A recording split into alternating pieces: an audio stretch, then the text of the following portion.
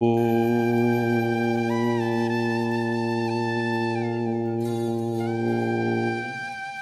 मन्नाथ श्री जगन्नाथ मधुगुरु श्री जगद्गुरु मदात्मा सर्वभूतात्मा तस्मै श्री गुरवे नमः। नीलाचल निवासाय नित्याय परमात्मने बलभद्र सुभद्राभ्यां जगन्नाथाय ते नमः। क्रियायोग परंपरार समस्त गुरु मानक मु प्रणाम करुछि। उपस्थित भागवत स्वरूपगण सबुर भितर जगन्नाथ उपलब्धि करी मु प्रणाम करुछि। विश्वर प्रत्येक संप्रदायर गुरु मानक मु प्रणाम करुछि। प्रत्येक कथार प्रत्येक कार्य आरंभर गोटे समय थाए। जी ठीक समय कामटे आरंभ करे से कार्यटी अति सुरुखुरुरे अति भलरे अति आनंदरे कौन हुए समापन हुए। तेणु प्रत्येक कार्य करने पूर्व आम गोटे शुभ मुहूर्त शुभ समय देखिबार अछि। तेणु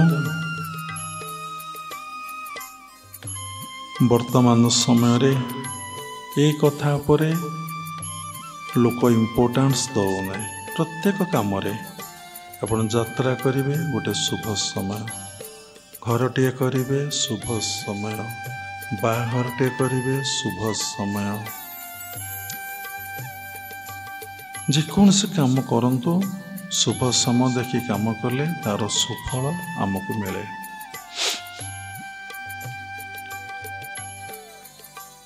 रामकृष्ण परमहंस जितेबाला रोग शଯ୍ୟାରେ अछंती जनकु कहले टे पांजिटा आण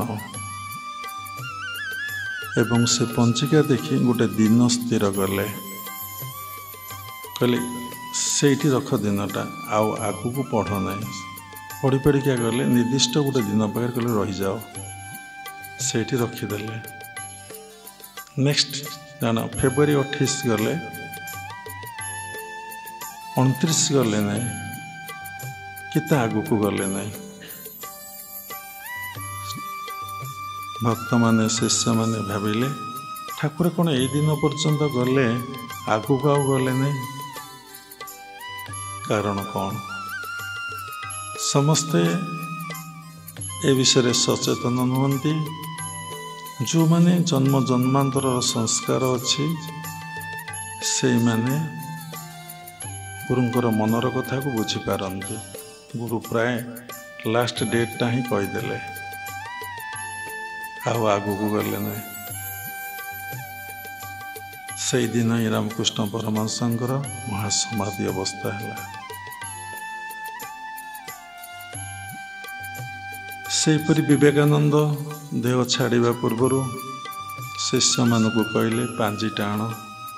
पांजिटा आसला कहले खेल गले। कहले निर्दिष्ट दिन जाए गले कहले ये रखिदि आउ आगु को पांजि देख ना।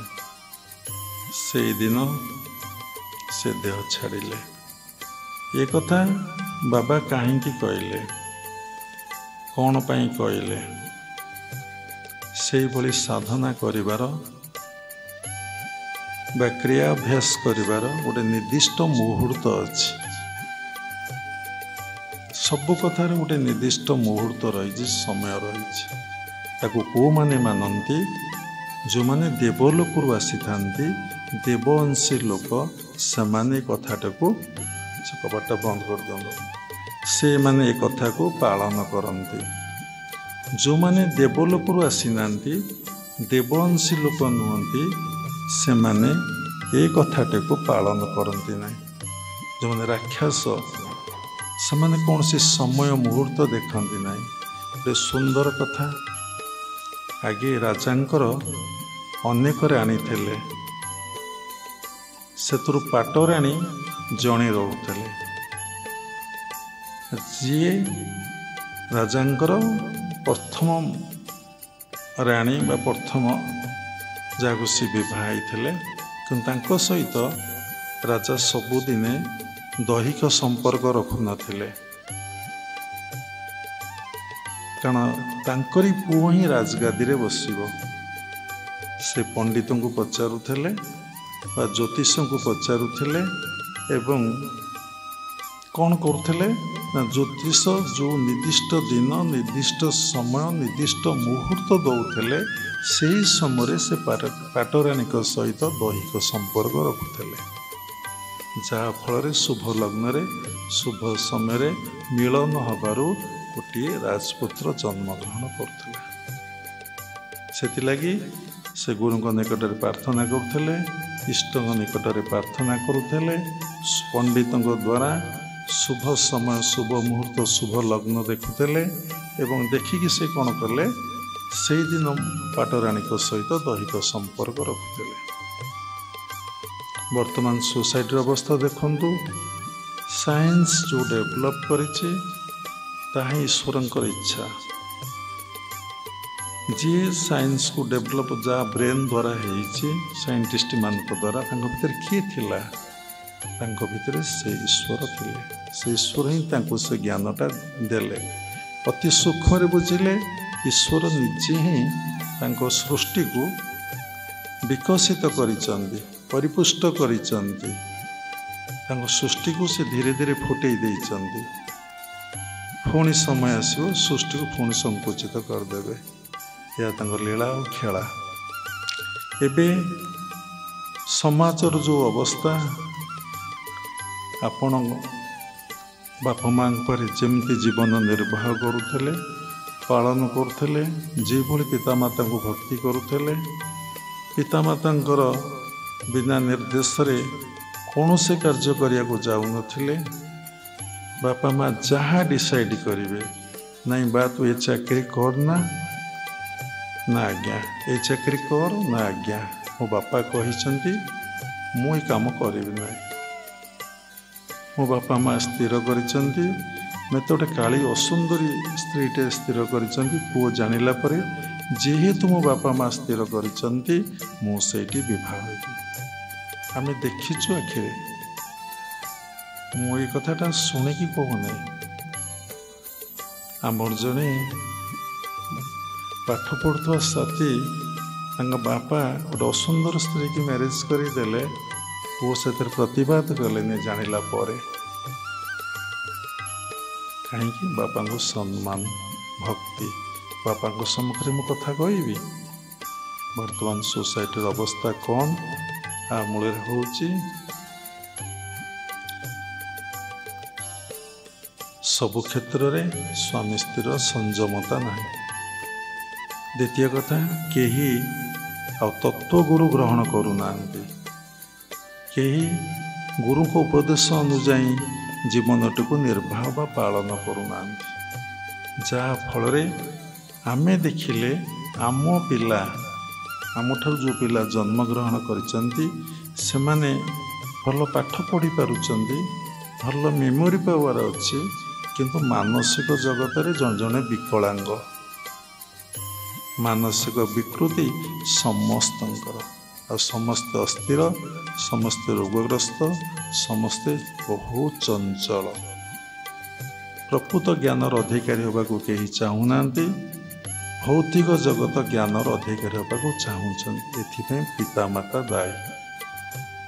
ଠିକ୍ ସମୟରେ ସେମାନେ କେବେ ଗୋଟେ ସୁସନ୍ତାନ ପାଇଁ ଭଗବାନ ନିକଟରେ ପ୍ରେୟାର କରିନାହାନ୍ତି, କିମ୍ବା ଗୋଟେ ପଣ୍ଡିତଙ୍କ ଦ୍ୱାରା, ଜ୍ୟୋତିଷଙ୍କ ଦ୍ୱାରା ଶୁଭ ସମୟ, ଶୁଭ ମୁହୂର୍ତ୍ତ ବାହାର କରି ସ୍ୱାମୀ ସ୍ତ୍ରୀଙ୍କର ଦୈହିକ ସମ୍ପର୍କ ସୃଷ୍ଟି ହେଇନାହିଁ।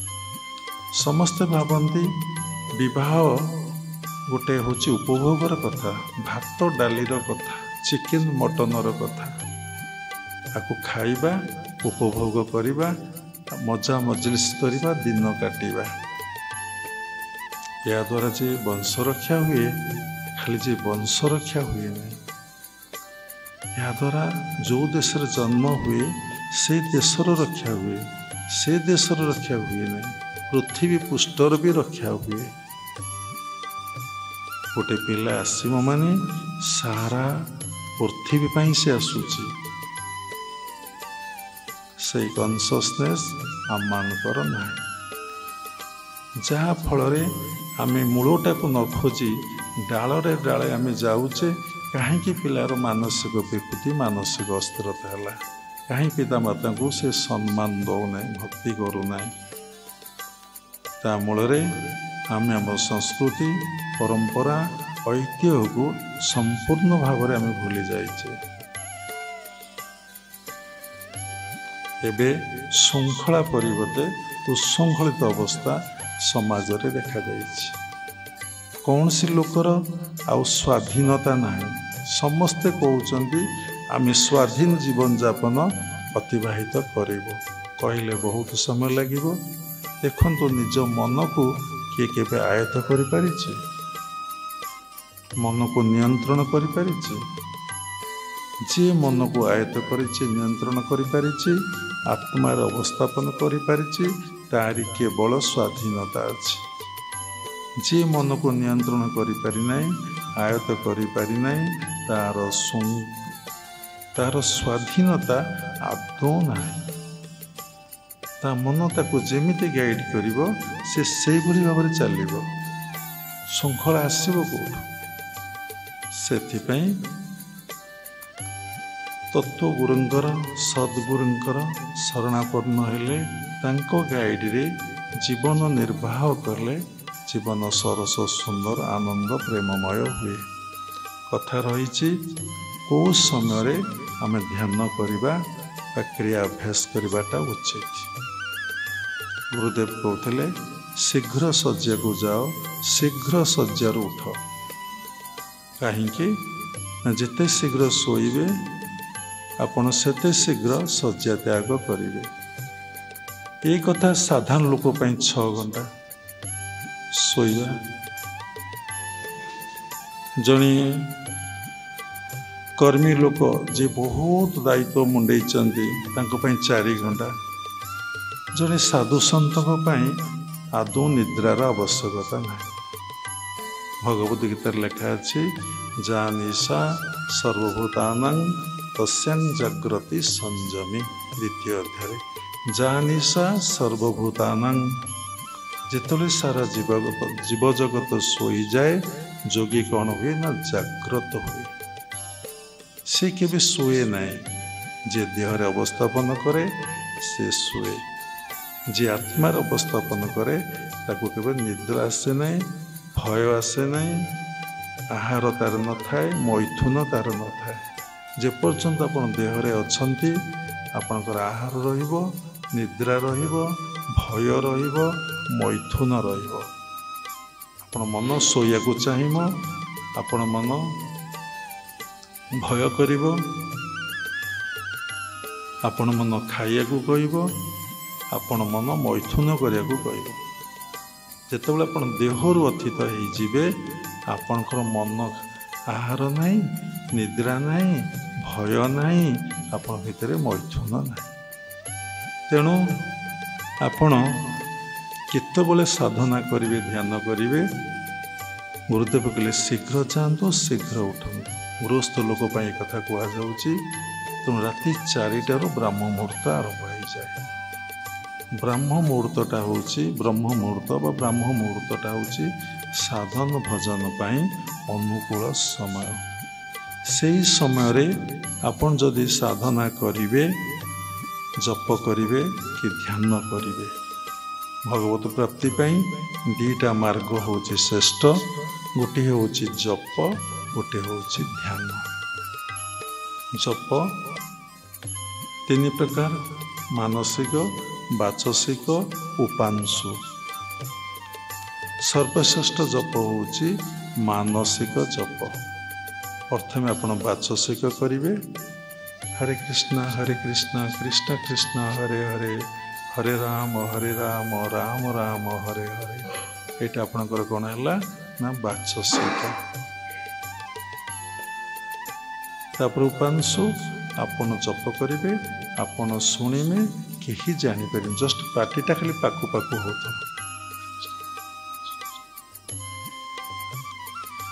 ନିଜେ ବି ଶୁଣିପାରିବନି ଜପ ଚାଲିଥିବ ପାଖକୁ ପାଟି। ବାଚସ୍ପତିଙ୍କ ଠାରୁ ଉପାଂଶୁଟା ହେଉଛି ଶ୍ରେଷ୍ଠ।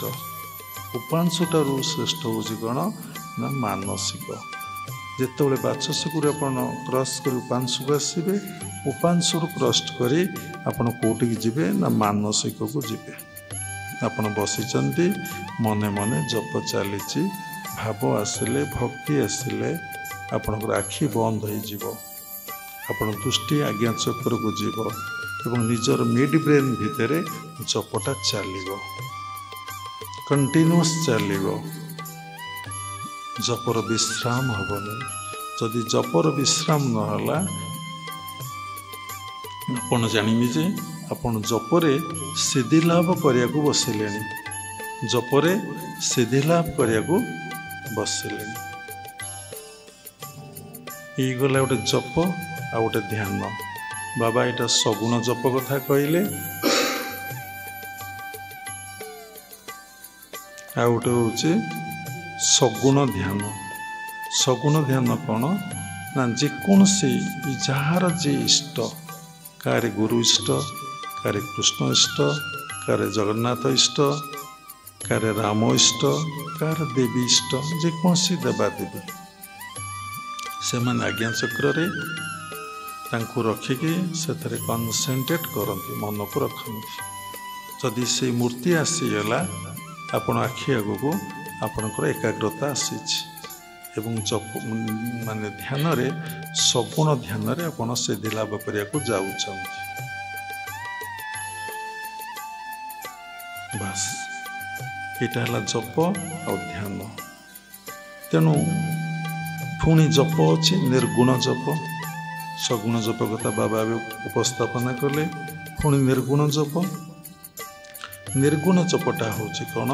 କୌଣସି ମନ୍ତ୍ର ଯନ୍ତ୍ର ତନ୍ତ୍ର କିଛି ନାହିଁ।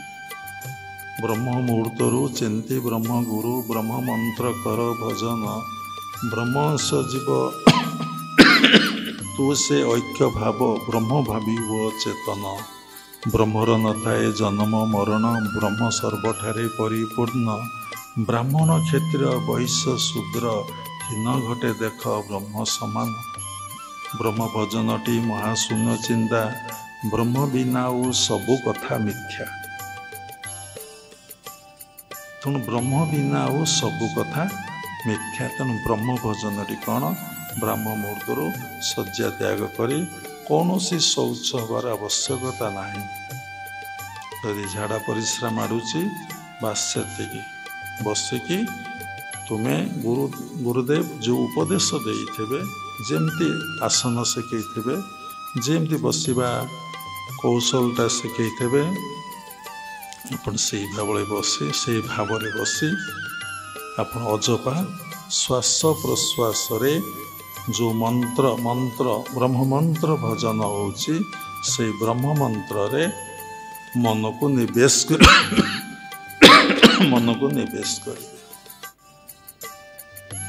ସେଇ ଏକବିଂଶ ସହସ୍ରଛ ଜପୁଅଛି ପରମହଂସ, ସେ ଭଜନେ ମନ ମଜ, ବାହାର ଭଜନକୁ ତେଜ। ଯେ ପ୍ରକୃତ ଗୁରୁ, ପ୍ରକୃତ ତତ୍ତ୍ୱଗୁରୁ, ସେମାନେ କୌଣସି ଦେବାଦେବୀ ମନ୍ତ୍ରରେ କାହାକୁ ଦୀକ୍ଷା ଦିଅନ୍ତି ନାହିଁ। କାହିଁକି ନା ଏ ସୃଷ୍ଟିର ଆରମ୍ଭରେ କୌଣସି ଦେବାଦେବୀ ନଥିଲେ। କାଳକ୍ରମେ ପରମାତ୍ମା ପରବ୍ରହ୍ମ ଠାରୁ ସମସ୍ତ ଦେବାଦେବୀ ସୃଷ୍ଟି ହେଲେ। ଯେତେବେଳେ ସୃଷ୍ଟି ପ୍ରଳୟ ହେବ, ସମସ୍ତ ଦେବାଦେବୀ ସେଇ ପରମାତ୍ମା ପରବ୍ରହ୍ମଙ୍କ ସହିତ ଲୀନ ହୋଇଯିବେ। ସମସ୍ତ ଦେବାଦେବୀ ହେଉଛନ୍ତି ପରମାତ୍ମା ପରବ୍ରହ୍ମଙ୍କର ଅଂଶ ବିଶେଷ। ତେଣୁ ଆମେ ଗଛ ମୂଳରେ ପାଣି ଦେବା ନା ଡାଳରେ ପାଣି ଦେବା? ଡାଳରେ ପାଣି ଦେଲେ ଗଛ ମୂଳକୁ କ'ଣ ପାଣି ଆସିବ? ନା ଗଛ କେବେ ବଞ୍ଚିବ?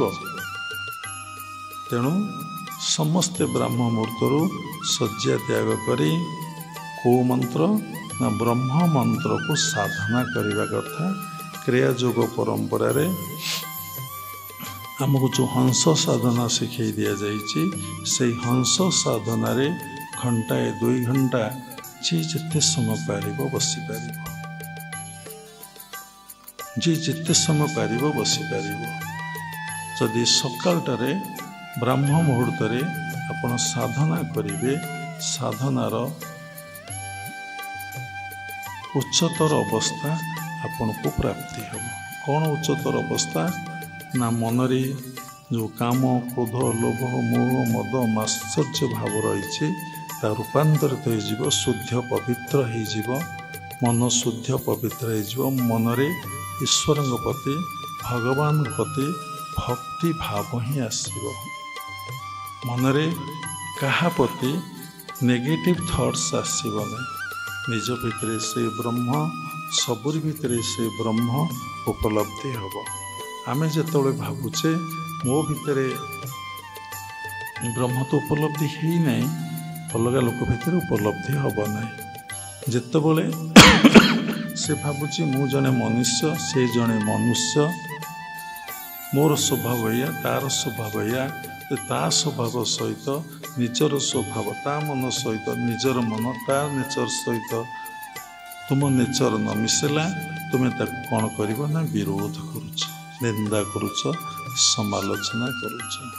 तेणु ब्राह्म मुहूर्त जे साधना करे से कम दिन भितर जो उद्देश्य नहीं साधना करते भगवत दर्शन भगवत उपलब्धि तार सहजरे हो जाए। तेणु प्रत्येक काम पाई गोटे समय रही गोटे मुहूर्त रही पुणी त्रिसंध्या करवाटा उचित मध्याह्न जाऊँगी अपराह्न आसूची पुणी साधन बसवा कथा पुणी कौन करवा कथा ना दिन जाऊँगी संध्या प्रवेश करुच्ची त्रिसंध्या आग काल समस्ते करुले जमी 3 थर खाऊले मर्त्यलोक देवलोक गोटे थर खाइबा पितृलोक गोटे थर देवलोक तार हिसाब अलग रही। तेणु आमर जो 365 दिन पितृलोक गोटे दिन आम ये 3 वक्त खाऊ पितृलोक गोटे वक्त खाते जो न श्राद्ध पड़े पिंड पड़े से दिन गोटे वक्त जो मैंने श्राद्ध दे था खाइबाटा उचित छाड़ू आम किभली भाव साधना करवा दिन में 3 थर टाइम रे जी बसिक साधना करें तेणु आपण मैंने ब्राह्म मुहूर्त करें संध्यार करें मध्याह्न अपराह्न करें ना कारण वर्तमान सोसाइटी रे समस्त भितर रजगुण तमगुणर प्रादुर्भाव बेसी परिमाण देखा देइछि सात्विक गुणर बहुत अभाव घटी ताहा ईश्वरंकर इच्छा। तेणु समस्ते कर्म जंजाल कर्म चंचल भितर व्यस्त रहउछन्ति समस्त मन बहिर्मुखी कहारी मन अंतर्मुखी नुहे कि साधना करने आउ राजी नुहति प्रस्तुत नुहति निजको तैयार करूना सृष्टि करूना आउ साधना करने कारण समाज रे जहाँ लोक देखती ताको ग्रहण करती समाज आ पूर्व केमिति थिला लोक माने केमिति जीवन निर्वाह करुले केमिति जीवनटा सरस सुंदर आनंद प्रेममय होउथला से विषय आउ कि चिंता करूना जमती समस्ते छोटिया कथाटे पोखरी बा समुद्र हजई नाल खोजुंट गोटे गाँवली भाषा लोक मैंने कथा कहती ये भी जो रोगग्रस्त होती दुख जंत्रणा कष्ट भोगुंट तार कारणटा किए खोजिकी पाऊना तार मेन कारण हूँ आम मानकर कौन सात्विक चिंता बा सत चिंता मो भितर रोना तेणु आम कौन करवा ना प्रत्येक दिन शीघ्र शज्या को जाए शीघ्र उठी आम केमती ध्यान आ जपर बसीजा निर्गुण जपर केवल श्वास प्रश्वास लक्ष्य करा जाए और श्वास प्रश्वास जो मंत्र स्वतः जप करा जाई थाए से मंत्र को कनसेंट्रेट करा जाए यदि श्वास प्रश्वास आपण मन को रखिए से मंत्रटी को आपण शुणी पारे ତେଣୁ ମନ୍ତ୍ର ଜପ କରିବାର କୌଣସି ଆବଶ୍ୟକତା ନାହିଁ। ଏଇଠି ପ୍ରଶ୍ନ ଉଠେ ସଗୁଣ ଜପ ଠାରୁ ନିର୍ଗୁଣ ଜପଟି ଅତ୍ୟଧିକ ପାୱାରଫୁଲ୍। ସଗୁଣ ଜପରେ ଯେତିକି ରେଜଲ୍ଟ ମିଳେ ନାହିଁ, ନିର୍ଗୁଣ ଜପରେ ତାଠୁ ଅଧିକ ରେଜଲ୍ଟ ମିଳେ। ନିର୍ଗୁଣ ଧ୍ୟାନ କ'ଣ? ନିର୍ଗୁଣ ଧ୍ୟାନ ନା କୌଣସି ଦେବାଦେବୀ ଗୁରୁ କାହାରି ରୂପକୁ ଧ୍ୟାନ କରାଯାଏ ନାହିଁ। ନିଜ ଭିତରେ ଯେଉଁ 7ଟି ଚକ୍ର ଅଛି, ଅନେକ ଚକ୍ର ଅଛି, ସେଥିରୁ ଇମ୍ପୋର୍ଟାଣ୍ଟ ହେଉଛି 7ଟି ଚକ୍ର। ସମସ୍ତେ ଆପଣମାନେ ଜାଣିଛନ୍ତି, ମୂଳାଧାର, ସ୍ୱାଦିଷ୍ଠାନ, ମଣିପୁର, ଅନାହତ, ବିଶୁଦ୍ଧ, ଆଜ୍ଞା ଆଉ ସହସ୍ରା। ତେଣୁ 2 ଚକ୍ରକୁ ଧ୍ୟାନ କରାଯାଏ, ମୁଖ୍ୟତଃ ଆଜ୍ଞା ଚକ୍ର ଆଉ ସହସ୍ରା ଚକ୍ରକୁ। ଆଜ୍ଞା ଚକ୍ର ହେଉଛି ଧ୍ୟାନ କଲେ କୌଣସି ରୂପ ଆଣିବେ ନାହିଁ, ସେଇ ଜାଗାକୁ ଆପଣ କନସେନ୍ଟ୍ରେଟ୍ କରିବେ, ନିଜ ମନକୁ ରଖି ଧୀରେ ଧୀରେ ଭିତରକୁ ନେବେ। ଠିକ୍ 2 ଭ୍ରୁର 3 ଇଞ୍ଚ ଭିତରେ ହିଁ ଆଜ୍ଞା ଚକ୍ରର ସ୍ଥାନ।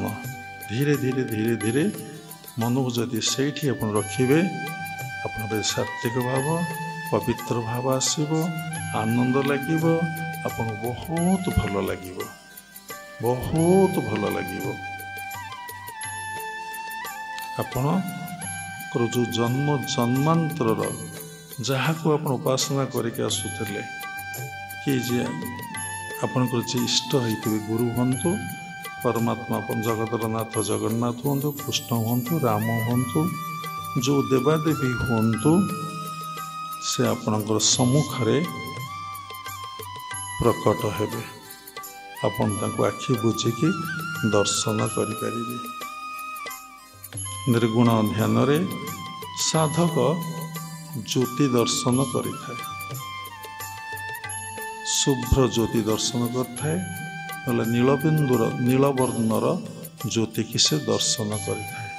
ଯଦି ଏତେ ନୀଳବର୍ଣ୍ଣର ଜ୍ୟୋତିକୁ ଦର୍ଶନ କଲା, ତାହେଲେ ନିର୍ଗୁଣ ଧ୍ୟାନର ଗୋଟେ ଉଚ୍ଚତର ଅବସ୍ଥା ତାର ସୃଷ୍ଟି ହେଲା ଏବଂ ସେଇ ଜ୍ୟୋତିଟି ଧୀରେ ଧୀରେ ଆପଣଙ୍କ ଶରୀର ଭିତରେ ପ୍ରବେଶ କରିଯାଏ। ଯାହାର ଶରୀର ଭିତରେ ପ୍ରବେଶ କରିଯାଏ, ତା ଭିତରେ କ'ଣ ହୁଏ ନା ଅପୂର୍ବ ଆନନ୍ଦ ସ୍ରୋତ ତା ଭିତରେ ପ୍ରବାହିତ ହୁଏ। ତା ମନ ସମ୍ପୂର୍ଣ୍ଣ ଭାବରେ ସାଂସାରିକ ବନ୍ଧନରୁ, ସାଂସାରିକ ମାୟାରୁ ବିଚ୍ଛିନ୍ନ ହୋଇଯାଏ, ଅଲଗା ହୋଇଯାଏ। ଯେତେବେଳେ ସ୍ୱାମୀ ବିବେକାନନ୍ଦ ଧ୍ୟାନରେ ବସୁଥିଲେ, ନିର୍ଗୁଣ ଧ୍ୟାନ କରୁଥିଲେ, ଆଜ୍ଞା ଚକ୍ରକୁ କନସେନ୍ଟ୍ରେଟ୍ କରୁଥିଲେ, ସେତେବେଳେ ସେ ଦେଖୁଥିଲେ ବିରାଟ ନୀଳବର୍ଣ୍ଣର ଆଲୋକ ତାଙ୍କ ସମ୍ମୁଖରେ ଛିଡ଼ା ହେଉଥିଲା, ଗୋଟେ ବଳୟ ଆକାରରେ ଛିଡ଼ା ହେଉଥିଲା, ସମ୍ମୁଖରେ ଦେଖାଯାଉଥିଲା। ଧୀରେ ଧୀରେ ସେ ଆଲୋକ କ'ଣ କରୁଥିଲା ନା ଧୀରେ ଧୀରେ ଧୀରେ ଧୀରେ 2 ଭ୍ରୁର ମଧ୍ୟସ୍ଥଳରେ ଆଜ୍ଞା ଚକ୍ର ଭିତରେ ପ୍ରବେଶ କରିଯାଉଥିଲା। ବହୁତ ସାଧକଙ୍କର ଏବେ ବି ସେ ଅବସ୍ଥା ହେଉଛି। ଆମେ ସେମାନଠାରୁ ଶୁଣିଛୁ।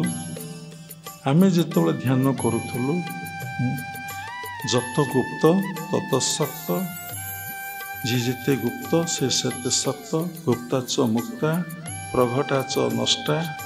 ଯଦି ଭୌତିକ ଜଗତର ଧନ ଆପଣ ପାଖରେ ଅଛି, ଆପଣ କହୁନାହାନ୍ତି, ପଚାରିଲେ ପାଖରେ କେତେ ଟଙ୍କା ଅଛି ଆପଣ କହୁନାହାନ୍ତି, ସୁନା ଅଛି କହୁନାହାନ୍ତି। ଆଧ୍ୟାତ୍ମିକ ଜଗତର ଧନ ଯାହାକୁ ଯେଉଁ ସାଧକ ସାଧିକାକୁ ଲାଭ ହେଇଛି, ସେ କ'ଣ କାହାକୁ ସହଜେ କହିଦେଇ ପାରିବ? କାହାକୁ କହିବନି, ସେ କେବଳ ତାଙ୍କର ଗୁରୁଙ୍କୁ ହିଁ କହିବ। ଆମେ ଯେତେବେଳେ ସାଧନା କରୁଥିଲୁ, କରୁଛୁ, କରିବୁ ଶେଷ ଜୀବନ ପର୍ଯ୍ୟନ୍ତ, ସେତିକିବେଳେ ଆମେ ଅଧିକ ସମୟ ଦେଖୁ ବିରାଟ ନୀଳବର୍ଣ୍ଣର ଜ୍ୟୋତି ହିଁ ଦେଖୁ। ଅନେକ ଥର ଦେଖିଛୁ ସେ ଜ୍ୟୋତି ଦେହ ଭିତରେ ପ୍ରବେଶ କରିଯାଏ। ଯଦି ଆପଣ ଗଭୀର ଧ୍ୟାନ କରିବେ, ମନରେ ସାତ୍ତ୍ୱିକ ଭାବ ଆସିବ, ସାତ୍ତ୍ୱିକ ଖାଦ୍ୟ ଖାଇବେ, ସାତ୍ତ୍ୱିକ ପରିବେଶରେ ରହିବେ, ବ୍ରହ୍ମଚର୍ଯ୍ୟ ପାଳନ କରିବେ, ଉଦାସୀନ ରହିବେ, କେଉଁ ଘଟଣାରେ ଆପଣ ଇନଭଲ୍ଭ ହେବେ ନାହିଁ, ତାହେଲେ ଆପଣ ଭିତରେ से ज्योति ही दर्शन हम। से ज्योति दर्शन रे अपूर्व आनंद लगे। ज्योति प्रवेश करला परे साधक भितर समस्त वृत्ति जमती नियंत्रण हो जाए, शांत हो जाए, स्थिर हो जाए। पुणी निर्गुण ध्यान रे सहस्र को ध्यान करा जाए। सेठी शुभ्र ज्योति दर्शन हुए। से शुभ्र ज्योति भितर गोटे नीलबिंदु दर्शन हुए। एमती जगन्नाथ आखि धड़ा, ता भीतर गोटे नीलबिंदु कला बिंदु नुहे। से कला बिंदु को साधक दर्शन कले ताहा ही प्रकृत जगन्नाथंकर दर्शन। गुरुदेव सबले कथा कहते से शुभ्र ज्योति भितर नीलबिंदु को दर्शन करी साधक धीरे धीरे से नीलबिंदु रे समाहित मिसी जीवाई चेष्टा करे। तेणु करवाटे ही पाइबार जननी। जी जिते खटिब से सेते मजूरी पाइब, मूल्य पाइब। जे न खटिब से केबे मूल्य पाइब नहीं। तेणु साधना करंतु, ब्राह्म मुहूर्त साधना करंतु, संध्या बेले साधना करंतु, मध्याह्न करंतु। एवं साधनाटा कौन 3 टाइम पर अलग टाइम रे करवा नहीं। प्रत्येक गीता भागवत महापुरुष माने कहते 24 घंटा तुम्हें सात जप ध्यान रे रुह। केतबले जपरे रुह, केतबले ध्यान रे रुह। मन को केतबले खाली छाड़ी दियो नहीं। मन को केतबले ढिला कर दियो नहीं। मन को सब एंगेजमेंट भितर तुम्हें रख। केमिति सब 2टा मन आपण भितर काम करुछि। देखंतु आपण ए शुणुचंदी बाबा कथा कहउचंदी, आपण भाबुचंदी आ गोटे चिंता करी देखंतु। जदि शुणुचंदी एकाग्रतार आउ किछि चिंता आसुनी ताले गोटे मन ही काम करुछि। गोटे फील्ड ऊपर गोटे इंजीनियर जाइछि। से गोटे कामटे देखिला। कामटा तो देखुछि गोटे मन देखुछि। एवं काम को देखिला परे से पुणी कौन करुछि ना समीक्षा करुछि ये कामटा ठीक है कि भूल है। देखिला बेले भी चिंता करुछि कामटा ठीक है कि भूल है। एबे आपण कथा सुनला बेले कथा को शुणुचंदी ता भीतर आउ गोटे मन काम करुछि। बाबा कौ टाइप कथा कहउचंदी, ठीक कहउचंदी कि भूल कहउचंदी, ता आपन केते आनंद केते निरानंद दउछि तार समीक्षा आपण भीतर चलीछि। परीक्षा करी देखुन 2टी मन काम करुछि। गोटे चिंता करुछि, गोटे वर्क करुछि। गोटे देखुछि, गोटे भाबुछि। तेणु साधना करी करी करी करी करी करी चलंतु। देखिए मन केमती शून्य हब, मन केमती लय हो से बिंदुरे। मन जो से बिंदुरे लय हो आपणकर समाधि अवस्था आरंभ होगा। निर्विकल्प समाधि जिते आप ज्योति दर्शन कले आज्ञा चक्र सेटा सविकल्प समाधि। जितेबाला आज्ञा सहस्रारे शुभ्र ज्योति भितर नीलबिंदु दर्शन कले ता हूँ कौन दर्शन करवाटा हूँ परमात्मा परम ब्रह्म को दर्शन। जिते से नीलबिंदु आपण मर्ज करगले सेटा हूँ कौन निर्विकल्प समाधि। आ कौन सी विकल्प सेठी नहीं। ये आपण शुणिले जन्म जन्मांतर संस्कार थिले, ए जन्मर प्रयास थिले, भगवान गुरुंकर आशीर्वाद थिले। निश्चिंत भाव ये जन्म आपणकर से अवस्था निश्चिंत भाव लाभ हो। तो साधना करी करी चलंतु। समय आसीब आपन को अवस्था प्राप्ति हब। से आम केते गुड़े नीति और नियम पालन करने को पड़ो। खाली जे प्रैक्टिस कले हम नहीं, सहित नीति और नियम आमको पालन करने को पड़ो। तेणु ये जो धर्म जीवन आरंभ हम, ये धर्म जीवन आरंभ हुए प्रत्याहार ठार। ଯାହା ଭିତରେ ପ୍ରତ୍ୟାହାର ନାହିଁ ତାର ଧାର୍ମିକ ଜୀବନ କେତେବେଳେ ଆରମ୍ଭ ହୋଇପାରେ ନାହିଁ। ତେଣୁ ସବୁକିଛି ମଣିଷ ପକ୍ଷରେ ସମ୍ଭବ, କୌଣସି ପ୍ରାଣୀ ପକ୍ଷରେ ସମ୍ଭବ ନୁହେଁ। କାରଣ ମଣିଷକୁ ଭଗବାନ ସ୍ୱତନ୍ତ୍ର କ୍ଷମତା ଦେଇଛି।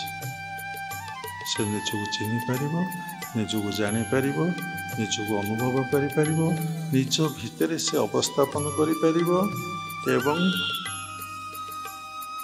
ଈଶ୍ୱରଙ୍କୁ ଜାଣିପାରିବ, ଈଶ୍ୱରକୁ ଅନୁଭବ କରିପାରିବ, ଈଶ୍ୱରଙ୍କ ସହିତ ସେ ମିଳନ ଏକକାର ହୋଇପାରିବ। ଏଥିପାଇଁ ଗୁରୁଙ୍କର ଆଶୀର୍ବାଦ ଆଉ କୃପା ଦରକାର। ତେଣୁ ସବୁବେଳେ ଗୁରୁଗତ ପ୍ରାଣ ହୁଅନ୍ତୁ, ଗୁରୁଙ୍କ ଉପରେ ଶ୍ରଦ୍ଧା ରଖନ୍ତୁ, ବିଶ୍ୱାସ ରଖନ୍ତୁ, ଭକ୍ତି କରନ୍ତୁ, ନିର୍ଭର କରନ୍ତୁ, ତାଙ୍କ ନିକଟରେ ନିଜକୁ ପୂର୍ଣ୍ଣ ମାତ୍ରାରେ ସମର୍ପଣ କରିଦିଅନ୍ତୁ। ଯିଏ ଗୁରୁଙ୍କୁ ଯେତେ ଶ୍ରଦ୍ଧା କରେ, ବିଶ୍ୱାସ କରେ, ଭକ୍ତି କରେ, ସେ ସେତେ ସାଧନାରେ ଆଗେଇ ଯାଏ। ଯାହାର ଗୁରୁ ଶ୍ରଦ୍ଧା, ଗୁରୁ ବିଶ୍ୱାସ, ଗୁରୁ ଭକ୍ତି ନାହିଁ, ସେ ସାଧନାରେ କେବେ ଅଗ୍ରସର କରିପାରିବ ନାହିଁ। ଏ ବିଷୟରେ ବାବା ଅନେକ ଥର କହିଛନ୍ତି। ଭାଗବତରେ ଗୋଟିଏ ପଦ ଅଛି, ମୁହିଁ ବସଇ ଗୁରୁ ଦେହେ ମୁଁ ଗୁରୁ ଭିନ୍ନ ନୁହେଁ, ଏ ଘିନି ଗୁରୁ ଭଗବାନ, ସେ ନୁହନ୍ତି ମନୁଷ୍ୟ ସମାନ, ଗୁରୁଙ୍କ ନମଣି ମନର, ଗୁରୁଟି ସାକ୍ଷାତ ଈଶ୍ୱର। ତେଣୁ ମୁହିଁ ବସଇ ଗୁରୁ ଦେହେ, ତୁମେବ ମାତାଶ୍ଚ ପିତା ତୁମେବ, ତୁମେବ ବନ୍ଧୁଶ୍ଚ ସଖା ତୁମେବ, ତୁମେବ ବିଦ୍ୟା ଦ୍ରବିଡ଼ଂ ତୁମେବ, ତୁମେ ସର୍ବଂ ମମ ଦେବ ଦେବ। ତେଣୁ ଗୁରୁ ଆମର ସବୁ କିଛି। ସେଇ ଅନୁଭବ ଦରକାର, ସେଇ ଭାବ ନେଇ ତାଙ୍କ ପାଖରେ ଚଳିଲେ ଆପଣ କହିବେ ଗୁରୁ ମୋ ପାଇଁ ମାତା, ଗୁରୁ ମୋ ପାଇଁ ପିତା, ଗୁରୁ ମୋ ପାଇଁ ବିଦ୍ୟା, ଗୁରୁ ମୋ ପାଇଁ ସମସ୍ତ ଦେବାଦେବୀ, ଗୁରୁ ମୋ ପାଇଁ ଧନ, ଗୁରୁ ମୋ ପାଇଁ ବନ୍ଧୁ ସଖା, ସବୁକିଛି। ଯଦି ସେଇ ଭାବ ଆପଣ ପାଖରେ ନାହିଁ, ତାହେଲେ ଆପଣ ଗୁରୁଙ୍କ ଠାରୁ ଏଇସବୁ କଥା ଆପଣ ପାଇପାରିବେ ନାହିଁ। ତେଣୁ ସାଧନା କରନ୍ତୁ, ଗୁରୁଗତ ପ୍ରାଣ ହୁଅନ୍ତୁ ଏବଂ ଗୁରୁଙ୍କ ନିକଟ ନିଜକୁ ସମର୍ପଣ କରିଦିଅନ୍ତୁ। ନିଶ୍ଚିନ୍ତ ଭାବରେ ଆପଣ ସାଧନା ପଥରେ ଆଗେଇ ସାଧନାର ଶୀର୍ଷ ସ୍ତରରେ ଆପଣ ପହଞ୍ଚିଯିବେ। ଶେଷରେ କ୍ରିୟାଯୋଗ ପରମ୍ପରାର ସମସ୍ତ ଗୁରୁମାନଙ୍କୁ ମୁଁ ପ୍ରଣାମ କରୁଛି। ବିଶ୍ୱର ପ୍ରତ୍ୟେକ ସମ୍ପ୍ରଦାୟର ଗୁରୁମାନଙ୍କୁ ମୁଁ ପ୍ରଣାମ କରୁଛି। ଉପସ୍ଥିତ ଭାଗବତ ସ୍ୱରୂପଗଣ ସବୁରି ଭିତରେ ଗୁରୁ ସତ୍ତାକୁ ଉପଲବ୍ଧି କରି ମୁଁ ପ୍ରଣାମ କରୁଛି। ହରି ଓମ୍ ତତ୍ସତ୍।